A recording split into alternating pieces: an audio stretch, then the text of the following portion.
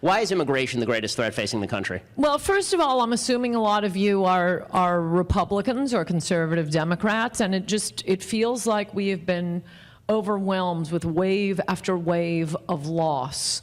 Obama is elected. Obama is reelected. There is Obamacare being upheld twice by the Supreme Court. Gay marriage foist on us. Obama withdraws our troops from Iraq. I am a ferocious supporter of the Iraq War, and I can't believe Obama comes in and gives away our victory. I mean, I hate him for that more than I hate him for Obamacare. None of this had to happen. It is all the result of Teddy Kennedy's 1965 Immigration Act. Without the 1965 Immigration Act, the post-1970 immigrants, very different from the pre-1970 immigrants. So I don't want to hear any weeping about your grandfathers, but we'll get back to that. The post-1970 immigrants are what got Obama elected in the first place. He could not have been elected without the post-1970 immigrants who have been voting 8-2 for the Democrats. Without the 1965 Immigration Act, Romney would have won a bigger victory against Obama than Reagan did against Carter in 1980. I think probably some of you were as surprised as I was the day at 3 a.m. election night. I thought he was going to win that. We'll get used to saying that a lot more. I thought we were going to win that election. What happened to that state? How did we get Obamacare? Well, Al Franken was the 51st vote for Obamacare. How did he win? Well, he cheated, but he wouldn't have been within shouting distance of cheating but for 100,000 Somalis now living in Minnesota, who were instructed by the first Muslim congressman, Keith Ellison, you must all vote for Al Franken. Without Obama as president, we wouldn't have Sonia Sotomayor. We wouldn't, on the Supreme Court, we wouldn't have Elena Kagan on the Supreme Court. All these losses didn't have to happen, so whatever you think the most important issue is, it's not. I mean, even now, I get this sense, and from talking to people, you run into Democrats, and especially working-class Democrats, saying, you know, I have had it.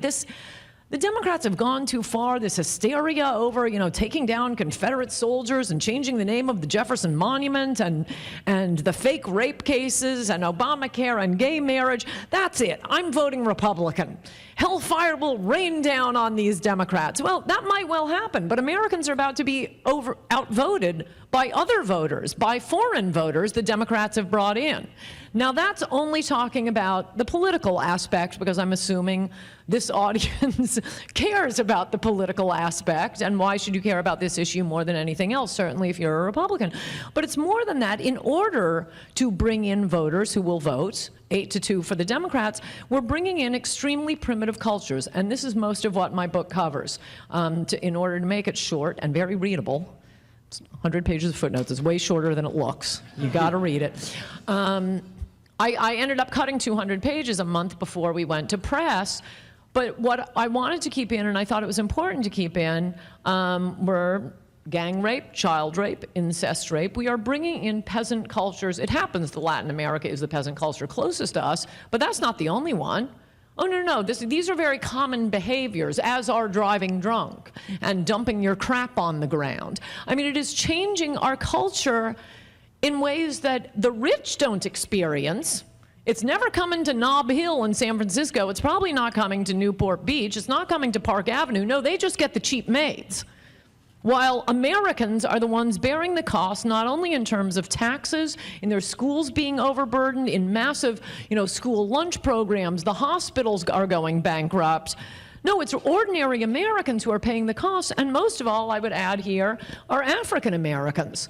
I mean, has anybody in the media checked with, or as I've recently been instructed to stop saying African Americans, American blacks? Because that is what I mean. I'm not talking about a guy whose father is a Kenyan. American blacks. And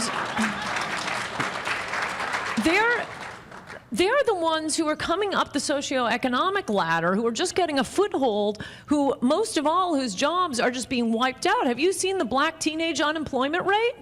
Well, we have an obligation to our fellow Americans and our fellow Hispanic Americans who are also competing for those low-wage jobs. But the rich don't care about that. They want the cheap labor, they want you to pay for it, and they act like they're the ones speaking for Lupe the maid.